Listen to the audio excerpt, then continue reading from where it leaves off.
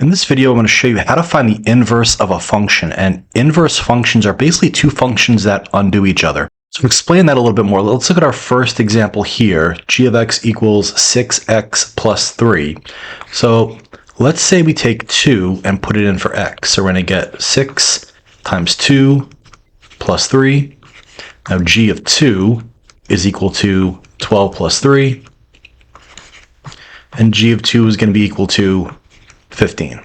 So our input in this case was this 2, and the output was 15. What our inverse function is going to allow us to do is now to input 15 and get out that value of 2.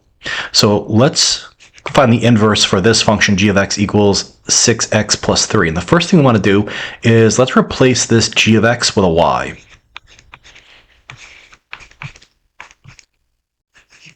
Now this is the important part. We want to switch our value for x and y.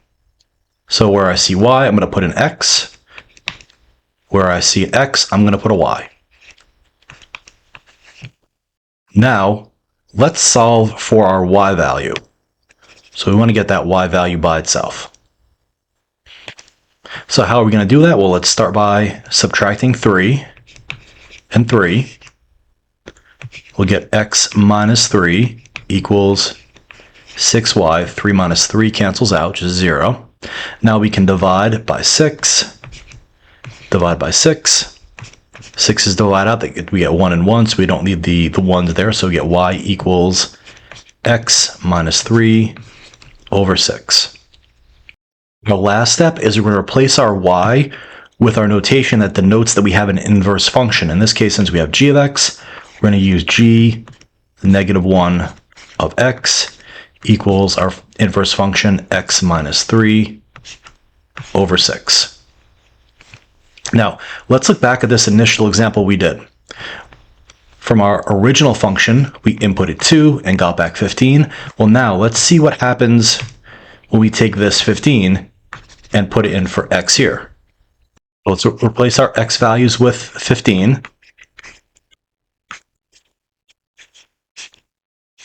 And let's simplify this right side. 15 minus 3 is 12, divided by 6.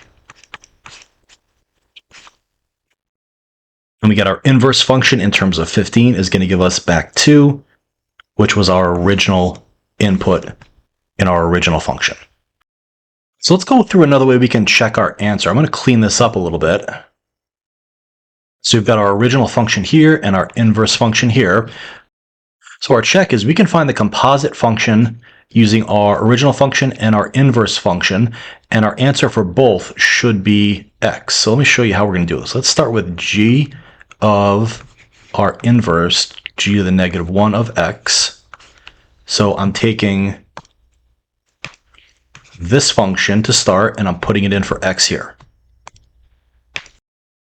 Right, so I put my inverse function, this is my inverse function, I put it into the original function in for x.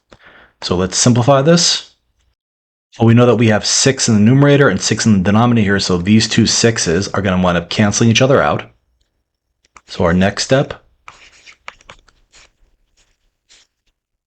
is we're left with just x minus 3 plus 3, and x minus 3 plus 3 is going to leave us with just x. So if I take my inverse function, substitute it into my original function, we get x. Now let's go the opposite direction. Let's start with our inverse function, the g, the negative 1 of x, and let's put g of x into that function.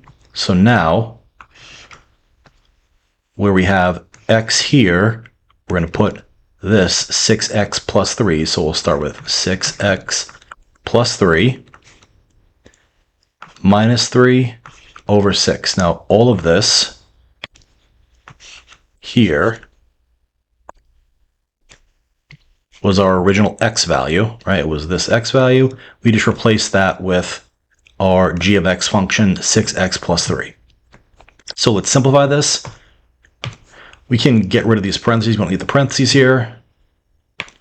So we have positive 3, 3 minus 3. So this is just going to simplify to 0. So our next step, g to the negative 1 of g of x is equal to 6x over 6, and our 6 and 6 divide out to just 1 and 1, so we don't need the 1 anymore. So our next step, g of negative 1 of x, g of the negative 1 of g of x is going to be equal to x. So when we did composite functions in both directions with our input of g of negative 1 to the negative 1 of x and g of x, our output, our result was x and x. So that's our check to make sure that we found our inverse function correctly, and our inverse is going to be x minus 3 over 6. Let's do a couple more examples of finding the inverse of functions. So number 2, we've got f of x equals 16 plus x over 4. So our first step, we're going to replace the f of x with y. Now we're going to switch our x and y values. So we're going to have x equals 16 plus y over 4. Now we want to solve for y. So let's undo dividing by 4 and multiply by 4. Multiply by 4, so we'll get 4x equals 16 plus y. Let's subtract 16 and 16, and we'll get 4x minus 16 equals y. Now let's replace that y with our f, the negative 1 power of x, to our notation for our inverse function, and we're going to get 4x minus 16. So our inverse function here is 4x minus 16, and our original function, f of x equals 16 plus x over 4. So now let's check and make sure that our inverse function is actually correct. So let's do let's find some composite functions. So we're going to do f of negative 1 of x. So now I'm taking my inverse function here, putting it in for x. So our outside function is going to be the f of x. So we're going to have 16 plus, and now this is our 4x minus 16 over 4. So let's simplify this. Well, here we see we've got positive 16 minus 16 plus 16 minus 16, so we know those are going to cancel out. So we know our next step should just be 4x over 4. And we've got 4 divided by 4, so those are going to divide out. So it is 1 and 1, and we're left with just x. So f of f to the negative 1 of x, our inverse function, is equal to just x. Now let's do the opposite direction. So let's start with our inverse function. And then our input is going to be the f of x function. So now this function is going to be on the outside. We'll start with that. So I'll have 4. And then in parentheses, now we want f of x. So this function here, 16 plus x over 4.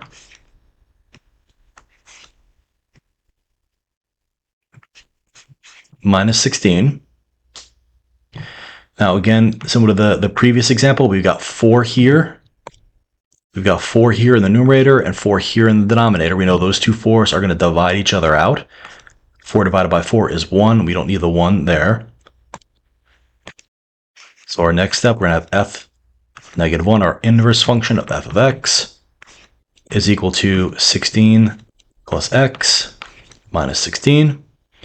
And positive 16 minus 16 is going to leave us with 0. So those two are going to cancel out, and we're left with just x here. So if we write this out, we're left with just x. So on both of our composite examples, starting with f of our inverse function and then our inverse function and inputting the f of x, we get x as our answer for both. So our inverse function here checks, and then 4x minus 16 is the inverse of our original function, 16 plus x over 4. All right, let's do a couple more examples. So for example 3, we've got f of x equals the square root of x minus 1. So we'll start this the same way. We'll replace that f of x with y. Now we're going to switch x and y. Now we want to get that y by itself. So here's how we're going to do this. Well, we're squaring on this right side. If we want to isolate a variable, we have to undo whatever operations are occurring on the same side as that variable. So I want to isolate that y. I have to undo all the operations that are occurring on this right side. So the first operation that we have to undo is this square root. Well, what operation undoes taking the square root? Let's think about that. If I start with the square root of 4, I know the square root of 4 is going to be positive and negative 2. Well, if I start with positive and negative 2 and I want to get back that value under our square root, what can I do? Well, I can just square that and I'll get back 4. So to undo this square root here, I can square. So remember what our operations are. The square root is saying what number times itself is this radicand, this value under our square root. And when we square something, we square a value, we multiply that value by itself. So these two operations, squaring or square root here and squaring, are going to undo each other. So to simplify our right side, let me clean this up a little bit. We can just raise everything to the second power. And whatever we do to the right side, to one side of our equation, we have to do to the other to keep our equation balanced. So if I'm going to square the right side, I have to square the left side as well. So our next step, on the left side, I don't need these parentheses here, so I can just write this as x squared. And our square root and square are going to undo each other, so we can just get rid of that square root at this point, and we're left with just y minus 1. Now to get the y by itself, we're subtracting 1, so let's add 1 and add 1, and we get x squared plus 1 equals y. And let me write our inverse functions up here. So our inverse is going to be inverse notation and then x squared plus 1, and our original is going to be f of x equals the square root of x minus 1.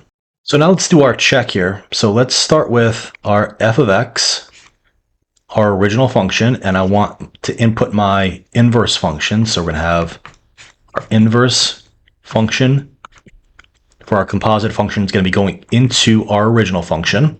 So I'm going to start with a large square root because I've got to put this quantity inside the square root.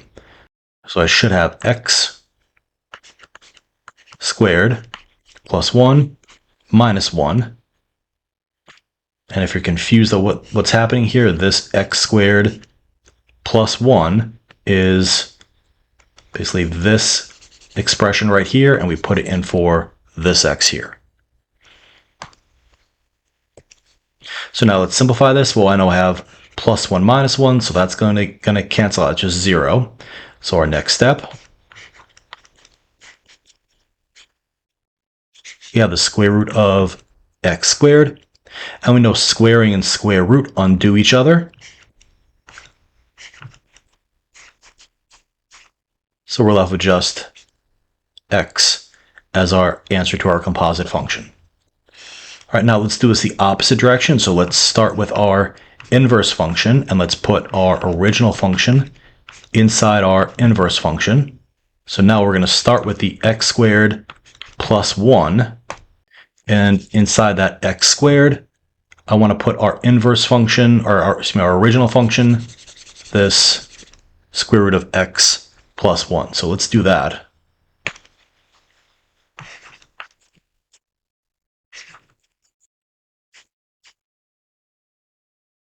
Oh, too many parentheses. Let's get rid of that.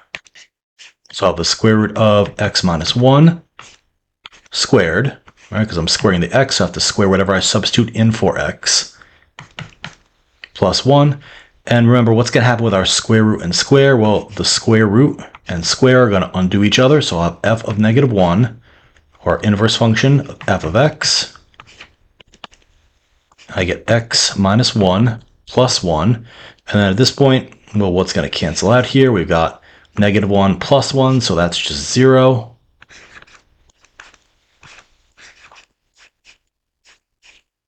And we're left with x. So both of our composite functions, our answer is x. So our answer checks, and we know that this is our original function, and our And our inverse function here is correct. All right, let's do example number 4. All right, so for example number 4, we've got f of x equals 2 times the quantity x minus 2 to the third power. So again, let's start this the same way. Let's replace f of x with y. Now we're going to switch our x and y values. Now we want to get this y by itself. So let's think of what's happening on this right side. We're subtracting 2 because we have to undo all these operations, right? We're subtracting 2, we're raising to the third power, and we're multiplying by 2. And let's think of what's the best, what do we have to eliminate first, or what do we have to simplify first? Do we want to undo the subtraction, the exponent, or the multiplying by 2? And what the general rule is we want to work in the opposite of our order of operations. So if I put a value in for that y, what will we do? Well, we would first subtract 2, then we'd raise to the third power, then we would multiply by 2. So this is like operation 1, 2, and 3. We want to remove things in the opposite order. So we're going to start with number 3 here, undoing that multiplication. So how do we do that? Well, we can just divide by 2 and divide by 2. So the 2's cancel out on the right, and we get y minus 2 to the third power equals x over 2. Now remember, this was 1, this was 2, so what's the next thing we want to undo? We want to undo this raising to the third power. So how can we undo raising something to the third power? Well, let's think of what raising something to the third power is. So if we have 3 to the third power, well, that's just 3 times 3 times 3, which is 27. Well, let's say we're starting with 27 and we want to get back to that 3. So how do we undo that? Well, we can take the cube root of our value, and the cube root of 27, we're basically saying what times itself 3 times is 27, and our answer is going to be 3. So we get back that original value of 3. So to undo the cube root here, so to undo raising y minus 2 to the third power here, so to undo this y minus 2 to the third power, we can take the cube root of everything on the right side, and whatever we do to the right side, we have to do to the left side. So I'm going to take the cube root of x minus 2, or x over 2, on the left side. So on the left side, we're left with the cube root of x over 2 equals, now our cube root and cube cancel out, so we're left with just y minus 2. So now I can add 2, add 2. I'm going to bring this up here to finish. We clean this up a little bit, and we're going to get the cube root of x over 2 plus 2 equals y. Now we can replace this y with our inverse notation, equals cube root of x over 2 plus 2. Now we can replace that y with our inverse notation. So we get the cube root of x over 2 plus 2. And this is going to be our inverse function here.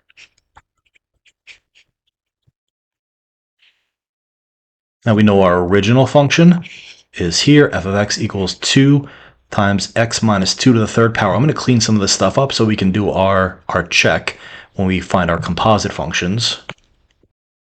Okay, so we've got our original function here and our inverse function here. So let's find our composite values of f of x and our inverse function and do our check. So let's start with our original function, and then we're going to substitute in our inverse function. So we'll get, so that means we're taking this function here and putting it in for x here. So we're going to have 2 times the cube root of x over 2 plus 2 minus 2, close parentheses, and then all to the third power.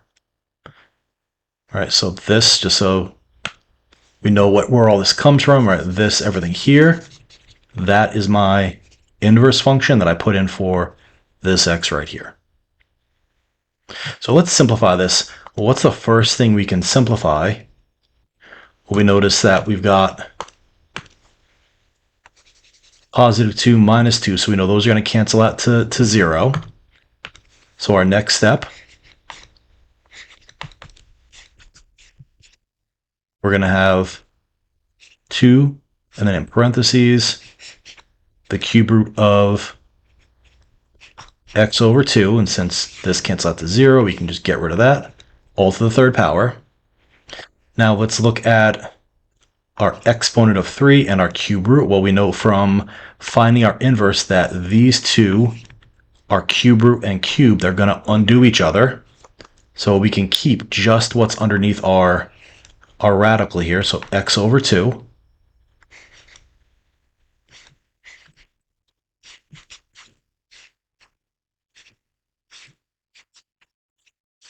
All right, now at this step, we've got 2 in the numerator, 2 in the denominator.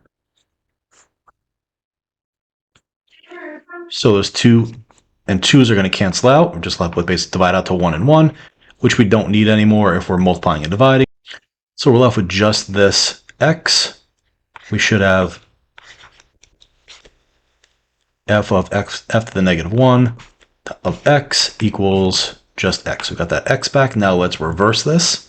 So I'll do the work over here so I have a little more room. We'll start with the inverse function, and we're going to substitute the original function. So my inverse function is this cube root over 2 of x over 2 plus 2, and I'm leaving this out for right now because this x value, I'm going to substitute everything here from our original function in for x. So that's all going to go right here. So let's do that. So we're going to have 2 times x minus 2 to the third power. Let me extend this. So now let's start by simplifying everything that's here, okay? Well, first thing we could simplify is we notice that we've got 2 in the numerator, 2 in the denominator, so we can divide those out. Those are going to divide out to 1 and 1. So now